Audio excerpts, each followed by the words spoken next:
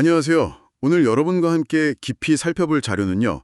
리치몬드 주예수교회 김영주 목사님의 7월 20일 주일 설교입니다. 네, 교가 중 교회를 다니며 가장 중요한 것, 이게 로마서 강해 첫 시간이었죠. 네, 맞습니다. 로마저 강해의 시작을 알리는 설교였죠. 이 설교를 통해서 신앙생활에서 정말 가장 중요한 게 뭔지 그 본질을 한번 같이 찾아보면 좋겠습니다. 자, 그럼 바로 시작해 볼까요? 네, 좋습니다. 설교가 그 목사님 개인의 경험으로 시작해서 좀 인상적이었어요. 모태신앙으로 평생 교회를 다니셨는데 어느 순간부터는 신앙생활에서 어떤 기쁨이나 의미를 찾기 어려웠다. 뭐랄까 그냥 의무감으로 다니는 것 같았다. 이런 솔직한 고백이었거든요. 네, 맞아요. 그 부분이 많은 분들이 어쩌면 좀 공감할 수 있는 지점일 것 같아요. 그렇죠. 근데 왜 이런 영적인 좀 침체랄까? 무기력함을 경험하게 되는 걸까요? 설교에서는 뭐라고 이야기하던가요? 설교에서는 그 원인을 명확하게 짚어줍니다. 바로 신앙생활의 목적이 불분명했기 때문이라는 거죠. 아, 목적이요? 네, 내가 왜 교회를 다니는지, 왜 믿어야 하는지, 그 근본적인 이유, 그러니까 복음에 대한 뚜렷한 이해와 확신이 없으면 삶에서 어려운 일이 딱 닥쳤을 때 신앙이 힘을 못 쓴다는 거예요. 마치 뿌리가 약한 나무처럼 그냥 쉽게 흔들려 버리는 거죠. 아, 목적의 부재가 결국 신앙의 무기력함으로 이어질 수 있다. 이런 말씀이시군요. 네, 핵심은 그거죠. 그러면 이 문제에 대한 설교의 해답, 그게 바로 복음이었잖아요. 네, 맞습니다. 그럼 이 설교에서 말하는 그 복음이라는 게 정확히 어떤 의미로 쓰인 건가요? 이게 그냥 단순히 좋은 소식이라는 뜻을 넘어서는 건데요.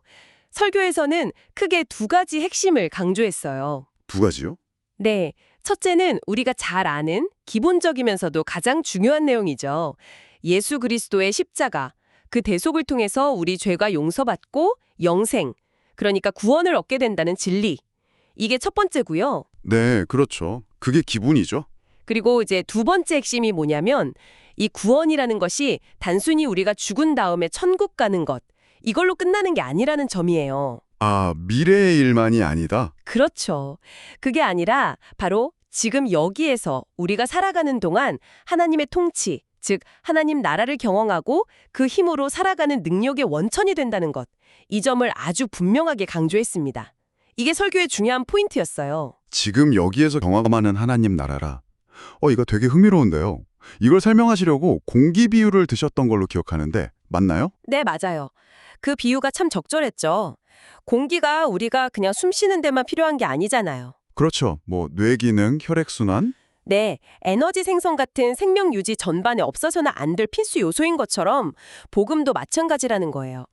단순히 죽음 이후의 결과, 즉 구원이라는 호흡에만 필요한 게 아니라 지금 우리의 삶 전체, 그러니까 힘, 용기, 또 삶의 목적과 가치, 행복, 치유, 이런 모든 영역에 생명력을 불어넣는 근원이라는 비유였습니다. 아, 그러니까 복음은 현재 우리의 삶을 정말 살아있게 만드는 힘 그 자체라는 거죠. 와, 정말 중요한 통찰이네요.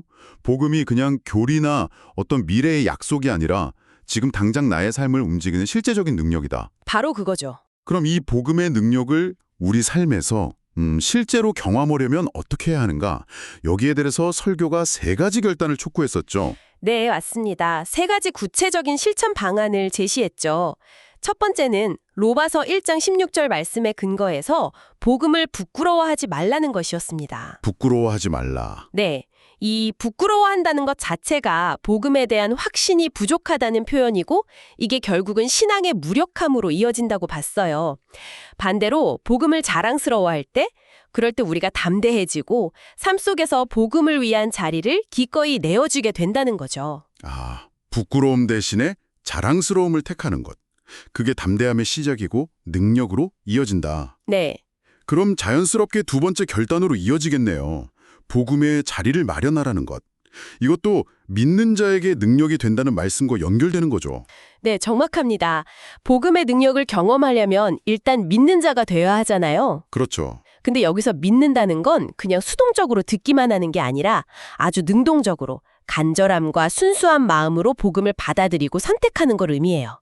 그리고 매일 말씀과 기도를 통해서 의식적으로 주님과 만나는 자리, 시간을 확보해야 한다는 거죠. 아, 시간을 내는 거군요. 네, 마치 우리가 아주 중요한 손님이나 약속을 위해서 시간을 따로 빼놓잖아요. 그렇게 복음을 위한 우선순위를 확보하라는 강력한 촉구였습니다. 그냥 흘러가는 대로 두는 게 아니라 의식적인 노력이 필요하다는 거군요. 마지막 세 번째 결단은 복음의 실력을 쌓으라는 거였어요. 이건 어떤 의미일까요? 실력. 이것도 로마서 1장 17절 말씀, 오직 의인은 믿음으로 말미암아 살리라. 여기에 답이 있다고 봤어요. 믿음은 그냥 머리로 아는 지식이 아니라 삶으로 살아내는 것이라는 점을 강조한 거죠. 아, 살아내는 것? 네. 능력이라는 건 결국 꾸준한 연습과 실천을 통해 길러지는 실력과 같다는 거예요. 그래서 매일매일 복음대로 살아가려고 애쓰는 노력이 필요하다. 뭐 실패하고 넘어질 수도 있겠죠. 하지만 다시 일어나서 반복하고 연습하는 그 과정 속에서 복음의 능력이 비로소 실제 나의 것이 된다는 설명입니다. 실천이 실력을 만들고 그 실력이 실제적인 능력으로 나타난다. 이해가 되네요. 그렇죠. 아는 것과 사는 것의 차이죠. 설교 마지막 부분에 나왔던 그 항아리에 돌 채우기 비유? 그것도 굉장히 기억에 남아요. 아, 네네. 그 비유도 참 인상 깊었죠. 큰 병에다가 모래나 자갈 같은 작은 것들을 먼저 막 채워버리면 정작 중요한 큰 돌, 여기선 복음이죠. 그걸 담을 공간이 없어진다는 얘기였잖아요. 네, 바로 그겁니다. 그 비유가 이 설교의 핵심 진단이면서 동시에 처방을 아주 압축적으로 보여주는 거예요.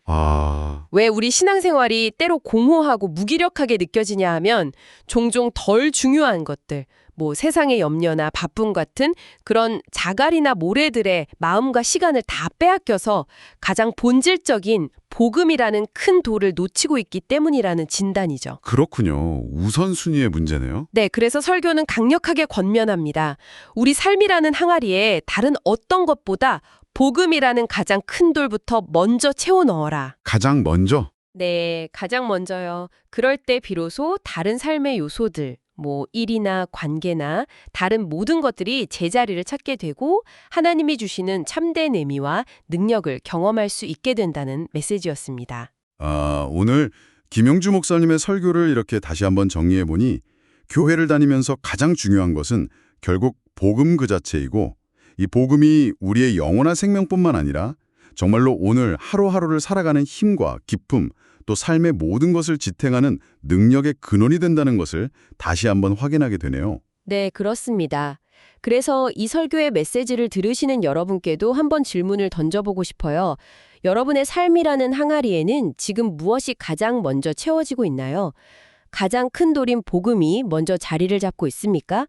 아니면 혹시 다른 자갈이나 모래들이 이미 그 공간을 가득 메우고 있지는 않으신가요?